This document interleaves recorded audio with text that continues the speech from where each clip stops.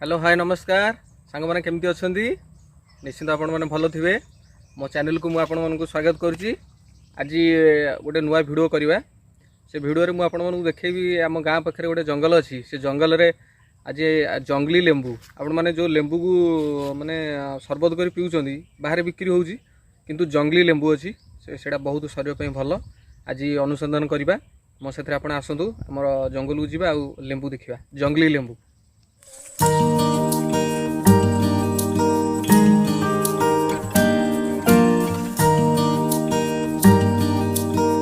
ये देखु आम जंगल को जीवा पूर्वर ये तो आम तो गाँव शेष मुंडे अच्छू ये जगह हूँ गोटे बड़ पोखरी ये अच्छी है कि जेहेतु आम गाँटा हूँ समुद्र कूलवर्ती गाँ एठू कि अति बेस 3 किलोमीटर हम बंगोपसागर आमर जो बंगोपसागर आप जानी बंगोपसागर कूलवर्ती एरिया आमर ये तो जंगल आमर पाख ये बड़ पोखरी भी अच्छी ये जो जगह देखुना आप कैमेरा मैन को कह ये भोजी भोजी टे करूँ वनभोजी करूँ आसन जंगल भितर जी आसन।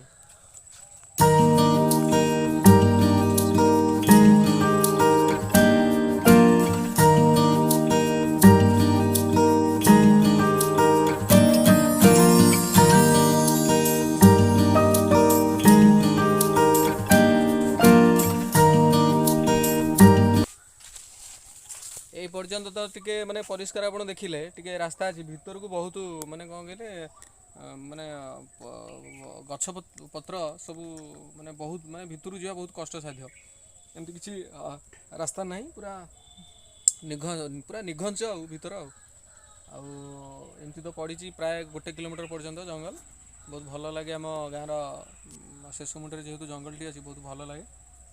आउ गोटे कथा सांग कह आम जंगल भी बहुत माने जो विलुप्त पाए पशुपक्षी भी थिले बर्तमान समय कालक्रमे सब मरी हजी गले आ हाथ गणती केतेटा कौन प्राय आम भी प्राय लोक कहते ये भालू अच्छी देखी भी मो सागर जो जगह आसते सी भी देखी ये भालू अच्छा भालू बाघ फाघ तो ना बाघ हाथी भालू अच्छा भल विभिन्न प्रकार जो सरीसृप भी देखिपारे आपड़ आउ गोटे जिन हूँ कौन ना ये अच्छा विशेषकर मयूर मयूर भी अच्छा आम ये जंगल आम भी देखी मुझे देखी ये 2-3 दिन तले आम आसलु देखीचु जंगल पोस्टा बहुत भल आउ कौन आउ सांग मैंने आउरी जंगल भितर को जावाई आप चाहूँगी आसतु आउ टे बुलेकी देखीदेवा।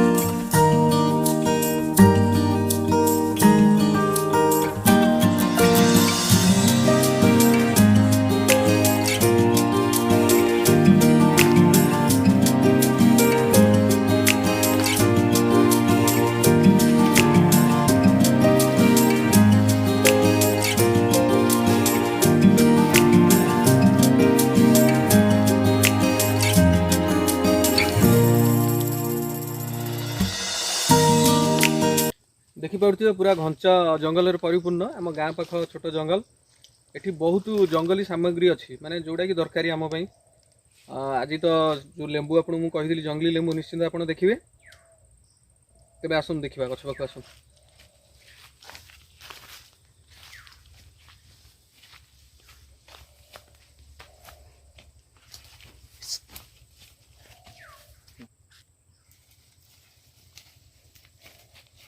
ये देखु आम पहुँच गले लेंबू कागज लेंबू गछ पाखे ये गछटी हूँ जंगली लेंबू गछ साधारणतः आम बारे जो गछ लगाऊे ये गछ भितर बहुत फरक रही जेहेतु ये जंगली लेंबू ये गछटी माने साधारण लेंबू गछ टे निरा देखु पूरा निरा रही।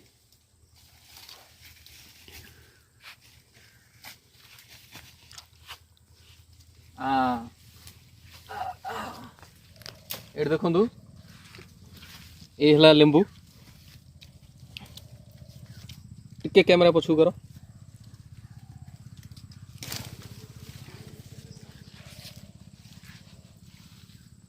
सांग मैंने यहाँ हूँ प्रकृत जंगली लेंबू यहाँ शरीर पर बहुत उपयोगी साधारणतः ये आपको यदि आम सरबत कर पीवा बहुत एनर्जी मिलता है बहुत खट्टा भी लगे ये लेंबू बर्तमान आपको आम मुझे नेबी आपको सरबत करी पीबी आज। ଆଉ ତ ନାହିଁ କାହିଁ ଗଛରେ ନାହିଁ ଆଉ ସବୁ ପିଲା ସବୁ ଅଛନ୍ତି ତାକୁ ସବୁ କିଏ କେତେବେଳେ ଆସି ତାକୁ ନେଇଯାଇଛି। ଯାହା ହଉ ମୋ ଭାଗ୍ୟରେ ଆଜି ଗୋଟେ ଲେମ୍ବୁ ଆଜି ପଡ଼ିଲା।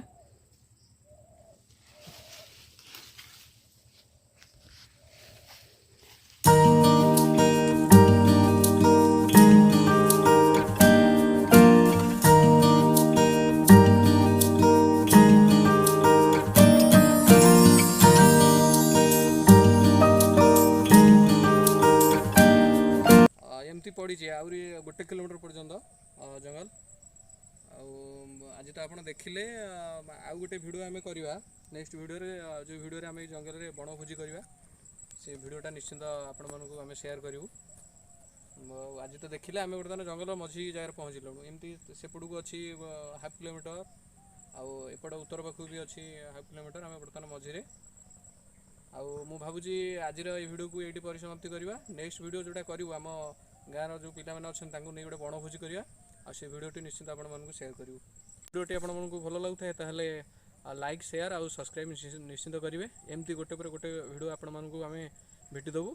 ଯେହେତୁ ଆମ ଏ ଚ୍ୟାନେଲରେ ଆମେ ରଖିଛୁ ହାପି ଦ ଭିଲେଜ ଭ୍ୟାନ୍, ଗାଁର ପରିବେଶ, ଗାଁର ସବୁ ଜିନିଷ ଆପଣମାନଙ୍କ ସହିତ ସେୟାର କରିବୁ। ଗାଁ ପରିବେଶର ସବୁ ଆମର ଗାଉଁଲି, ସାଧାରଣତଃ ପର୍ବପର୍ବାଣି ଗାଉଁଲି ଏରିଆରେ ସବୁ କେମିତି ପାଳନ୍ତି, ଗାଉଁଲି ଚାଲିଚଳନ ବା ଗାଉଁଲି ଲୋକଙ୍କର କଥାବାର୍ତ୍ତା, ଗାଉଁଲି ଲୋକମାନଙ୍କର କାର୍ଯ୍ୟଶୈଳୀ, ଯେକୌଣସି ଜିନିଷ ଆମେ ଏଇ ଚ୍ୟାନେଲ ମାଧ୍ୟମରେ ଆପଣ ଦେଖିବା ପାଇଁ ପାଇବେ।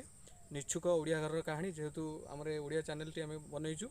ତେବେ ଦର୍ଶକ ବନ୍ଧୁ, ଆଜି ବର୍ତ୍ତମାନ ଆମ ପାଇଁ ବିଦାୟ ଦିଅନ୍ତୁ। ରହିଲୁ, ନେକ୍ସଟ ଭିଡ଼ିଓରେ ଦେଖା ହେବ। ଜୟ ଜଗନ୍ନାଥ।